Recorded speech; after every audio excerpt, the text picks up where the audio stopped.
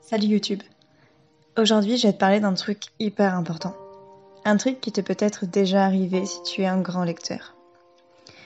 Enfin, je pense que tu n'es pas trop bête pour lire le titre de la vidéo, donc tu sais déjà de quoi on va parler. De panne de lecture. Tu sais, ce moment dans ta vie, lorsque tu lis beaucoup et que tout d'un coup, comme ça, tu n'as plus envie de lire. Alors, si tu es comme moi et que lire fait partie de ton équilibre mental, tu sais à ce moment-là que ça ne va vraiment pas bien. Si je t'en parle en vidéo aujourd'hui, c'est parce que ça m'est arrivé. J'ai passé plusieurs mois à ne pas lire ou à me forcer à lire. Crois-moi, ce n'était vraiment pas agréable et aujourd'hui je vais te parler de mon ressenti. Une panne de lecture en soi, ce n'est pas grave. Ce n'est pas la fin du monde et on s'y remet forcément. Mais en ce qui me concerne, les livres font partie de ma vie. Je trouve un équilibre dans ma vie que lorsque la lecture prend une place importante dans mes occupations. Lire me permet de me déconnecter de la réalité, de prendre un moment pour moi, de vivre des aventures palpitantes. Si je n'ai plus ça, alors je ne vais pas bien. Certains pourront dire que je suis folle, un peu bizarre, mais je m'en fiche. Il y en a qui ont besoin de jouer pendant des heures sur les jeux en ligne pour se distraire et penser à autre chose. Eh bien moi, les livres sont mes psychologues.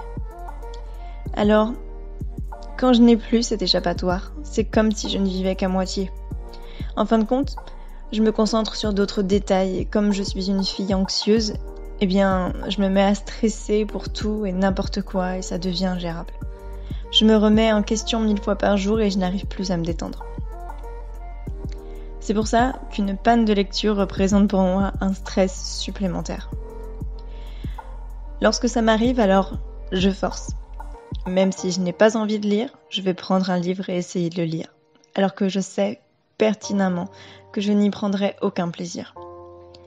Beaucoup laisseraient couler, parce que ce n'est qu'un mauvais passage dans la vie d'un lecteur.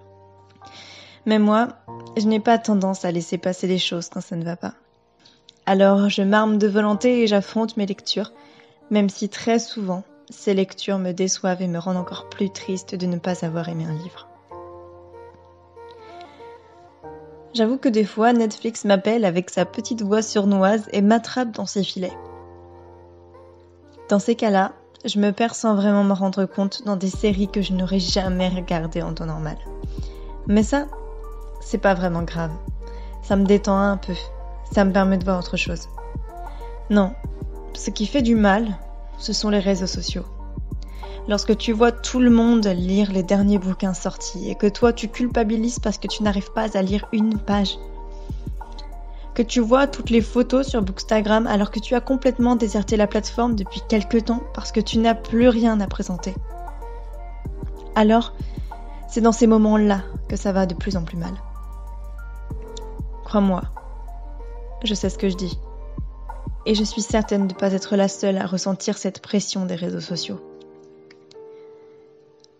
On veut toujours faire bien et faire plus, mais par moments, notre corps nous dit stop, et il faut savoir l'écouter. Alors, au lieu de me forcer à lire des nouveautés, à me faire du mal et à espérer que l'envie de lire revienne, eh bien, je repars sur des valeurs sûres. Et je me dis... Tant pis si tu n'es plus à jour sur les sorties littéraires, mais au moins dans ta tête, ça va mieux. Lorsque j'ai beaucoup aimé une saga, il m'arrive de la garder de côté pour y revenir dans ces moments-là. L'incontournable Harry Potter fait évidemment partie de ces livres. Vous savez, ce genre de livres doudou que vous êtes sûr d'aimer. Des romans réconfortants qui vous font du bien.